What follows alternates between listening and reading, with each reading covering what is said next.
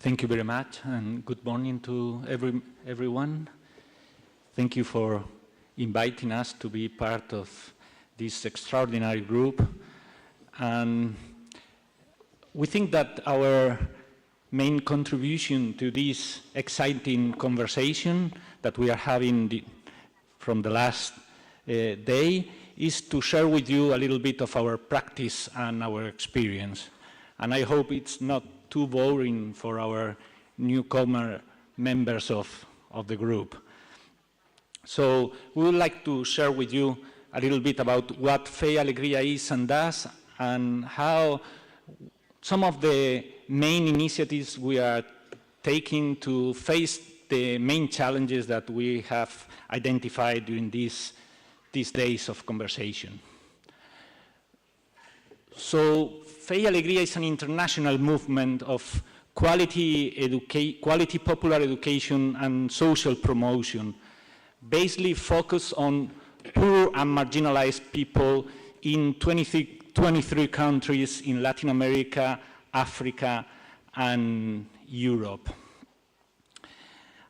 Our final purpose, our final goal is to change the society, to change the world, to contribute to the transformation of the society through education. So to achieve that final goal, we really believe that education is the most powerful mean we have to that. So we would like to educate the students that in the future will change their communities, their countries, and hopefully the world. So we would like to promote the formation of men and women who are aware of their own potential and the needs of reality, who are open to transcendence and interiority, and who become agents of change. We are a quite big global movement. We were born in 1955, and we are a network of the Jesuits, but there are over 150 other religious orders that are involved in Fe Alegria. Currently, we are attending over 1.5 million students in over 3,000 school and educational centers. So you can see we started in Latin America, in Venezuela, but we have been expanded to the rest of Latin America, and in recent years to Africa and Europe. And we hope that maybe in 10 or 15 years, all the African continent will be also in red as the Latin American one. So you can see here, we started in 1955 in Venezuela, and in Africa in 2007 in Chad, and now we are also moving to Madagascar and the Democratic Republic of Congo. So you can see, well, you cannot see because it's too small, but you can figure out where those figures come from, which are the most relevant countries in which we have more students. Basically, Venezuela, Bolivia, Peru, and Colombia are the biggest ones, but we have good numbers in most of the countries, even the newest one. So we began in 1955, so this year we are celebrating our 60th anniversary of Fe Alegria. And we were born in the outskirts of Caracas, the capital of Venezuela. And let me share with you a little bit the story of the beginning of Fe Alegria, because for us it's quite important and it reflects quite well what we are. In 1955, a Jesuit father, Jose Maria Velaz, was doing some social work with the students of the university in the neighborhood of Catia in Caracas, a very poor neighborhood. And after some time visiting the families and the people, they realized that education was the most urgent need. There was no other school in all the neighborhood. But there was a main problem. There was no place to build a new school, no place at all. So after months trying to look for some place to start with the school, one man and his wife came to this father and told him, we know you are looking for a place to start a school. You know, we have our house. We have 8 children. There's only one room for all the children. We have just built a second room to split the girls from the boys. But I think that the best use we can give to our house is to offer it to you. So that's how first school of Fe Alegria started.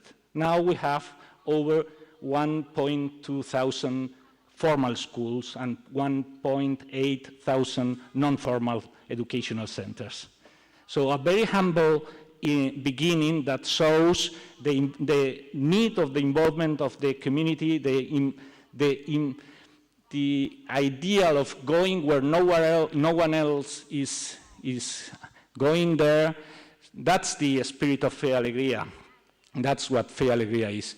So we have, as some of the other experiences that have been shared yesterday, we also have a very integral approach. Education cannot go by itself. It has to go along with other initiatives. So we have formal education programs that include that our schools have from pre-primary to university higher education, but we also have distance learning programs.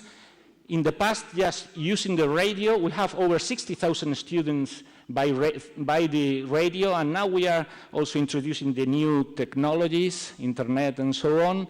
We also have many of different alternative and non-formal education, mostly not only with the students that are enrolled in the formal education system, but those who have been dropped out of it. Teacher training is one of our main priorities for us, and we have both national and international programs. And as I was mentioning, community development and many different programs, including health, nutrition, income development, or many others, come along with education in our involvement in the communities. We do not have a pedagogical model, so all the schools do not follow the same pedagogical proposal, very concrete, but we have a kind of framework. Our source is popular education, you know, this tradition coming from Latin America, Paulo Freire, and that all. So for us, popular education is an ethical, political, and pedagogical proposal that believes in the liberating and transformative power of education. So again, education to transform persons and to transform society. So we combine a set of different pedagogical traditions, but I think that our pedagogies stress 3 dimensions. Integrality, as it takes into account all the dimensions of human being, a liberating education, and a transformative one, one that seeks the transformation of the person and through that the transformation of the whole community. And just a couple of words about our model, organizational model, how this big network is organized. Following the conversation we had in the previous season, we are a private initiative, but we consider ourselves as part of the public education system. We want to be part of the education system, and we realize that public education is the most significant for the poor and marginalized people we are working with. And we want to make an impact in transforming public education, and the best way to do that is to be part of that system. So we are public education run by a social institution, non-profit institution. And internally, we are organized as an international federation. That means we are a very much decentralized network and initiative. So we take the advantages of being a network, but at the same time, each a school has a lot of autonomy and capacity to develop their own programs and their own specificity to address the local problems and needs. So that's a little bit what we are and what we do. Listening to the conversation we had yesterday, we had added these new slides because the question is how Fe Alegria is helping to face those huge challenges that education has for the next 15 years. So we would like to share with you some examples of what are we doing in, well, we have summarized four huge main challenges of education, access, quality of education, the disconnection, let's say, between education and real life and real economy, and all what has to do with values, sustainability, and citizenship. Those probably are the four main challenges of education during the next years. What is Fe Alegria doing to face? What can we share with you as some maybe good practices or at least some experience? Well, access, we know, I will skip this one, which are the challenges we already know them, so let's move to the initiative. What are we doing?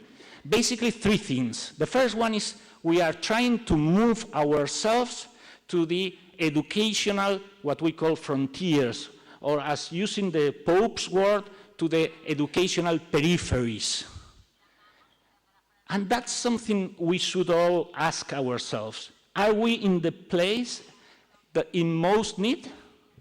Should we move to somewhere else that no one is attending yet? Well, that's what we are trying to do. That's why we are starting in new countries like Haiti, Chad, Madagascar, Democratic Republic of Congo, and we hope many others in the future. But we are also trying to move within our countries to new spots in most marginalized areas. So maybe a very challenging question for all us is, despite the huge number of initiatives already in place, how can Catholic education respond to this call from the Pope to go to the new peripheries? How can we do that, respond to that? That's something we are asking ourselves. And the second way we are trying to face this challenge of access is to try new ways to ease access of excluded groups. Even if in Latin America, primary education is almost universal, you have concrete groups that are excluded of this education. So you have to do very specific policies and practices to really to be able to reach those people. So for instance, we are promoting quite much these blended education programs using the radio and now using the internet. We are trying to be as flexible as possible, moving schedules, getting the classes out of the school, changing the methodology, many things in order to facilitate those people who are excluded of education to go to a school. And in some places we are just going outside the school and looking for these people. You know, in most of our neighborhoods, even if they are poor, Fe Alegria is the best school of the neighborhood. So probably the families with more capacity are the ones who are going to send their kids to the Fe Alegria school. And the poorest one, even if we are in a poor neighborhood, the poorest people will not go to our school. So for instance, in Dominican Republic, what are they doing? They are just 20% of the students are reserved just for people that will not come to our school. So we go to their houses and we offer them to come to our schools. Active initiatives in order to facilitate that this group of people really can enroll and participate in school. And the third thing we are doing is we are advocating for more political commitment for education. That's key. Even we are quite big, and the Catholic Church is really big, and all the social initiatives are huge, but that's not enough. We need political commitment to really to achieve the goal of universal education. For instance, in Dominican Republic, the last 3 years, there was a huge campaign in order to reach 4% of GDP to education. And they got it. And now the Dominican Republic has doubled the size of the budget of the Ministry of Education. So that kind of thing is also quite important. The second challenge is quality. Especially in those places in which access is already achieved, then quality appears as the main problem. So we are doing many things, but basically 4 things.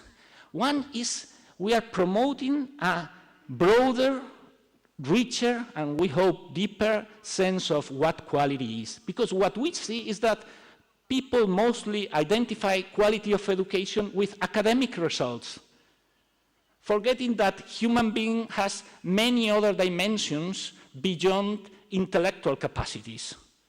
So what we are trying to do is what quality means for us and how can we measure it. So we have developed our own system for measuring and improving quality in this broader sense of quality. And right now, over 600 schools have already gone through this process of assessment and improving. And even we have transferred this system to some governments that are very much interested. So that's one thing we are doing. The second is teacher empowerment. I think that most of you have already mentioned it. The key element for improving quality is the role of teachers. And that means teachers training. We have a quite big teachers training program using blended education system. But I think that's not only a matter of training teachers, it's a matter also of caring about them. Most of the teachers are not well recognized, not enough motivated. So just those other elements are as human beings, are very important to empower teachers and by that improving the quality of education. The third thing we are doing is we are trying to adapt the official curricula to the local and cultural needs of each context. Especially we are doing that with indigenous groups. For instance, in Bolivia, we have developed for many years a bilingual pedagogical system, and in many other countries we are doing the same. And the last thing is that we are trying to take advantage of being a network. I think that quantity and quality, that not always have to be a trade-off. Our experience is that if you go bigger, you can do some things to improve the quality that you could not do if you are a small initiative. For instance, you can have an internet-based teachers training program that you cannot do if you have 20 or 100 or 200 teachers, but if you have 35,000 as we have, you can have a massive internet-based teacher training program. So maybe we can try to partner and network and do those kind of things in order to improve quality also. Well, the third challenge we see in education is the kind of disconnection between education and real life and real economy. So students, in fact, do not achieve the skills and knowledge demanded by the labor market and by the society in general. And that is especially clear for poor and marginalized people. People of the poor communities, they learn something that has no sense and no meaning for their real lives. So what are we trying to do? First of all is the importance of locally rooted initiatives. This morning we were talking about the importance of decentralized systems, and I would really agree with that. Second element is the involvement of the local community in the school life. That's key. Many of the schools have the trend to close the doors to the community, to become safe space, but separate from the community. So we will try to change that trend and to involve and engage the community in the schools to become more open schools to run non-formal programs. And a third element is the great importance of the vocational and technical training initiatives. Most of our students are not going to the university. They will go into the labor market, and they should be well prepared for that challenge. And the very last point is the challenge connected with values, sustainability, and citizenship. And the main question we are doing to ourselves is, are we educating the future change maker, or are just we preparing youth to be integrated into the system? That's the key point. So all what we do to stimulate critical thinking and to promote leadership among the young people is key for us. Thank you so much.